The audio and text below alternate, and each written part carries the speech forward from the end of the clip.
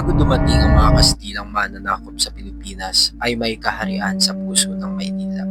Ang hanggang ngayon ay kilala sa tawag na Tondo. Sinaunang daungan din ng mga barko ang dagat sa harap ng Tondo, na ngayon ay tinatawag na Manila Bay. Dahil nakikipagkalakalan na ang ating mga ninuno sa kalapit na bansa tulad ng China, Brunei, India at Malaysia. Pinaniniwala ang mayaman ang kaharian nito. Makalipas ang 500 taon, tila naglaho na ang bakas ng kaharian. Ito na ang Tondo ngayon. Kaharian ng hari at hari-harian, notoryo sa mga delikadong lansangan at agresibong lipunan. At dito matatagpuan ang ilan sa mahihirap na komunidad sa Kamaynilaan. Malayong malayo na sa nakaraan nito bilang sentro ng kaharian nila Kantula. What 3 words to do, my dear brothers and sisters, if you have been disappointed? Matatagpuan dito ang pinaglalagukan ng hari ng Tondo, ang simbahan ng Tondo. Ilan ito sa katibayan na may malalim na kasaysayan na nagmula pa sa panahon ng mga Kastila. Pinaniniwalaan din na ang kinatitirikan ng simbahan na ito ay ang dating lugar ng tahanan nila Kantula. Nagiging salungat na ang mga pinapalabas sa mga teatro, telebisyon o ano pang platapormang panginggan. Ito na ang Tondo ngayon, mayaman sa kasaysayan at malalim ang pananalig sa relihiyong Katoliko.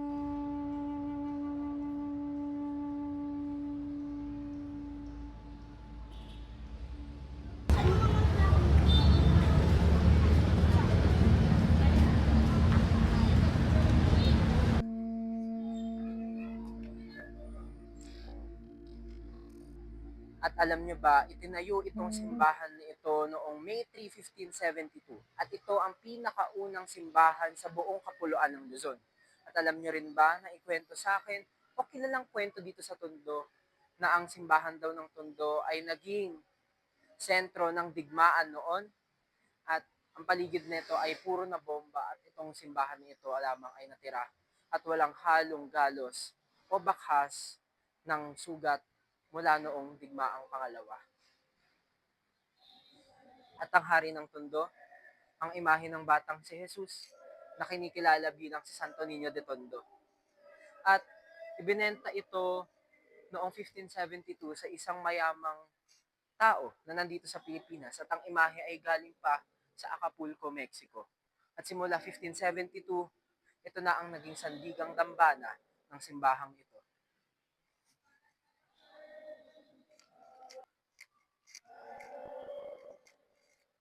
Idinadagsa din dito tuwing buwan ng Enero ang kapistahan ng imahe ng si Batang Jesus o kinikilala bilang Santo Niño de Tondo. At alam nyo ba, ang isa sa mga tradisyon na ginagawa dito sa Tondo tuwing kapistahan ay ang pagsasayaw habang naglalakad o tinatawag na lakbayaw. At naging parte din ako ng isa sa mga grupo o tinatawag na tribo ng lakbayaw. At noong senior high school ako at napakasarap sa pakiramdam makatapos ng isang buong ikot para maipakita ko ang pananampalataya ko sa Panginoong Jesus.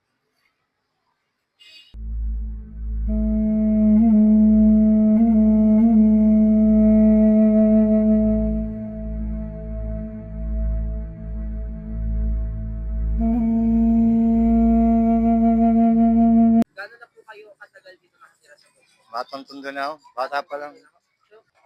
Marilu Compra, 53 years old. Matindi po kasi talagang pinaghahandaan nila ang piyesta rito, palo na mga piyesta. Talagang kahit anong bahay rito, hindi pwedeng walang handa. Kahit mga walang pera. Masa piyesta ng Tondo. Talagang pinaghahandaan nila yan. Kesa mga Pasko. Nandito ako talaga kasi talagang more blessing talaga siya. Pagka talagang yung hinahanap na talaga ng katawan ko na dito ako there's a Quiapo Church dito sa Tondo. Ganun siya. At para sa akin, parehas lang din ang aking rason katulad ng kay Tatay Jonathan at Nanay Marilu. Sa aking napansin ay mas nagiging progresibo na ang Tondo at kailangan na rin natin maputo ng stigma nito. Dahil sa tagal ko na rin nakatira dito, masasabi ko na ang mga tiga-Tondo ay matatapang. Matapang sa paraan na kahit anong unos at problema ay haharapin na may ngiti at sigla. At nagiging sandigan din nito ang Santo Niño de Tondo. At ito ang hari ng Tondo.